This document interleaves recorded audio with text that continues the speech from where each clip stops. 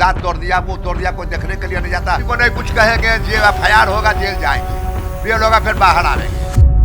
बिहार की राजनीति और अपराध की दुनिया में मोकामा का नाम हमेशा से खास रहा है। यहाँ सरकार किसी की भी हो, पर असली सत्ता का चेहरा हमेशा एक ही रहा, अनंत सिंह।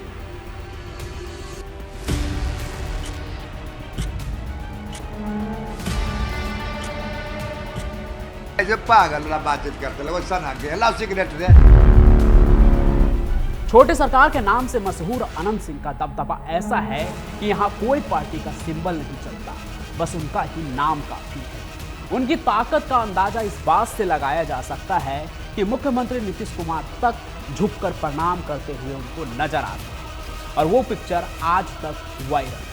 लेकिन बिहार की इस जमीन पर जहां हर गली में खून की गंध और गोलियों की गूंज सुनाई देती है, वहां सत्ता का सफर इतना आसान नहीं होता। 22 जनवरी को मोकामा की सड़कों पर फिर वही खून खराबे का खेल शुरू हुआ। इस बार निशाने पर थे खुद छोटे सरकार। बताया जा रहा है कि सोनू मोनू गैंग ने उनके काफिले पर 50-60 राउंड गोलियां बरसाई। गनीमत रही कि अनंत सिंह इस जानलेवा हमले में बाल बाल बच गए। इस घटना ने पूरे मोकामा और बिहार को हिला दिया है।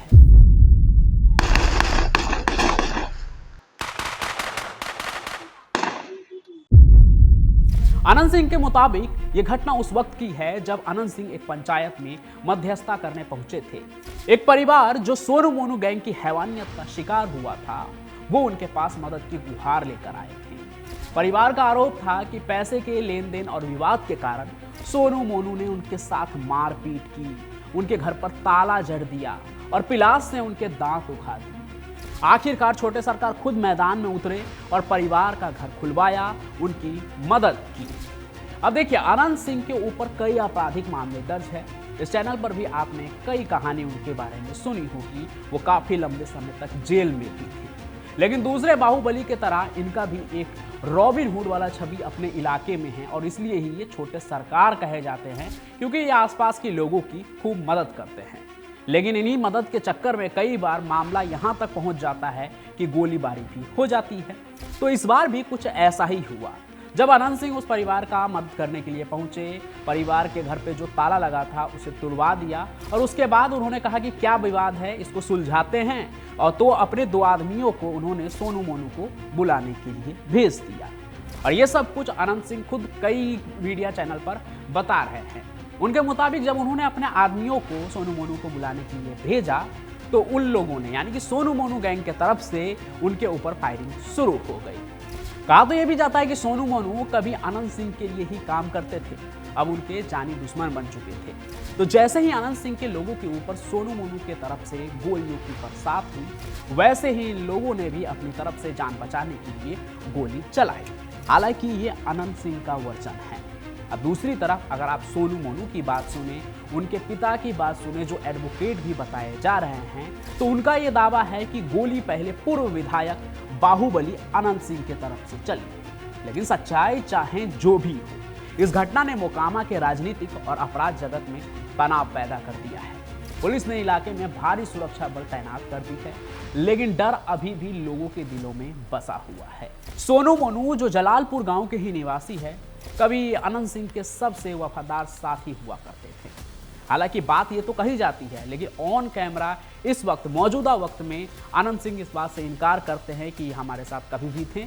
इस बात से वो पूरे तरीके से इनकार कर रहे हैं। तो जो ये सोनू मोनू हैं, वो 2009 में अपराध की दुनिया में कदम रखते हैं। उन्होंने अनंत सिंह के लिए भी काम करना शुरू किया। छोटे सरकार के नाम की ताकत के आगे पुलिस प्रशासन भी सिर झुकाता था एक समय, और इसी का फायदा उठाकर सोनू मोनू ने भी अपनी पहचान बनाई।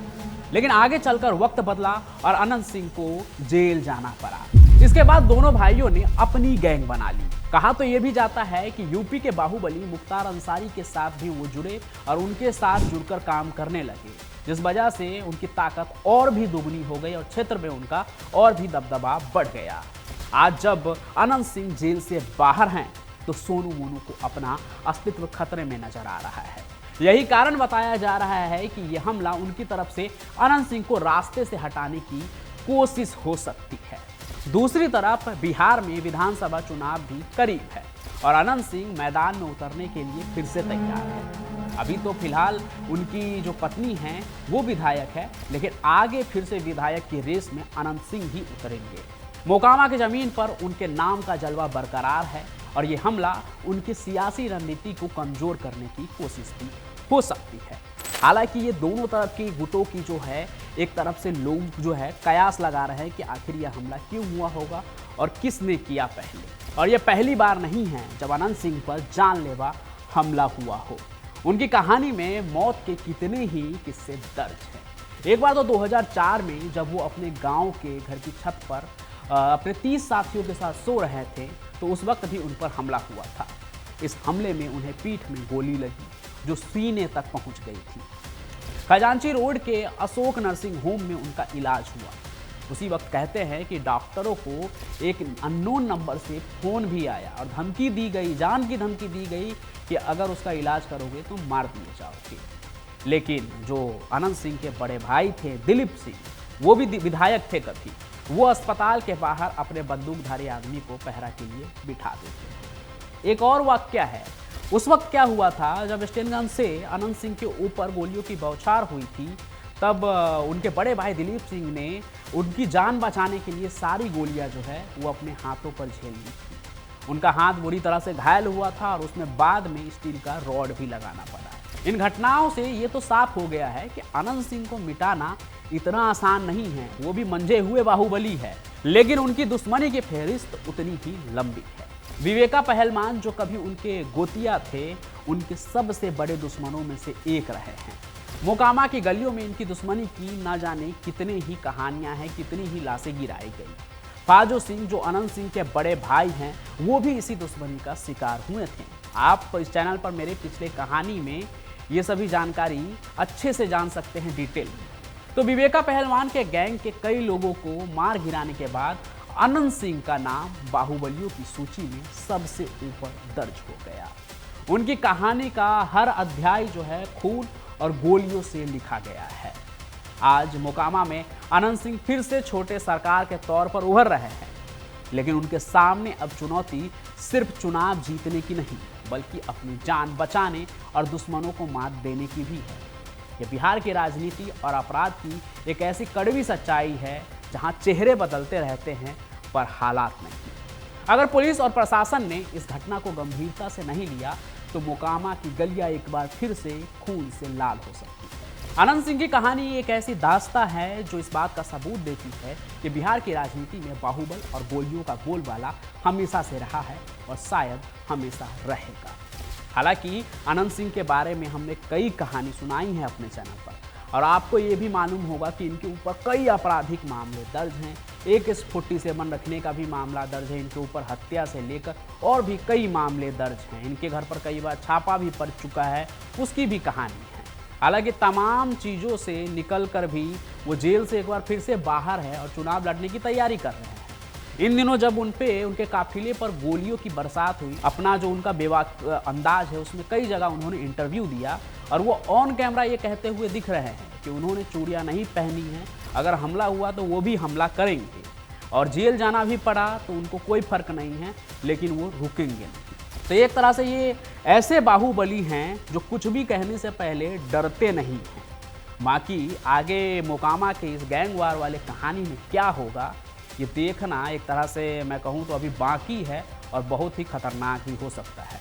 उम्मीद है कि पुलिस और बिहार सरकार जल्दी इस पर काबू पाएंगे, जिससे कि बिहार में कोई ऐसी गैंग वार वाली स्थिति ना बने। हालांकि अभी ये मामला काफ़ी तुल पे है और इस पर आपका क्या कहना है, क्योंकि चैनल पर आप शहाबुद्दीन की कहानी तो सुनते ही हैं, उसके एक जो राज की उसके आतंक की कहानी भी सुनते हैं, और एक तरफ अनंत सिंह भी है। मोकामा में भी उसकी ऐसी ही सरकार चलती है जहां लोग उसको छोटे सरकार भी कहते हैं, तो कुछ लोग उनके दुश्मन भी है जो उनके अन्याय की भी कहानी सुनाते हैं। तो इन सभी चीज़ों पर आपका क्या कहना है, आप क्या सोचते हैं, वो भी कमेंट जरूर कीजिएगा, और आप कहां से कहानी देख रहे हैं उस जगह का भी नाम लिखिएगा। बाकी आज की इस कहानी को लाइक कीजिए, ज़्यादा से ज़्यादा शेयर कीजिए और हमारे इस चैनल को सब्सक्राइब जरूर कर लीजिए। मैं पंचम प्रकाश आपसे यूं ही मिलता रहूंगा अपनी कहानियों में। तब तक के लिए आपका बहुत बहुत धन्यवाद।